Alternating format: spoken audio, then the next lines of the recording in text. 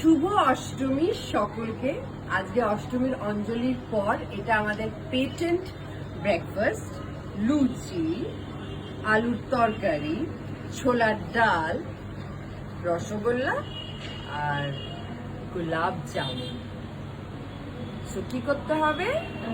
লুচিটা নিয়ে আলুর তরকারি, ডাল, তার সাথে অল্প রসগোল্লা নিয়ে খেয়ে নিতে হবে।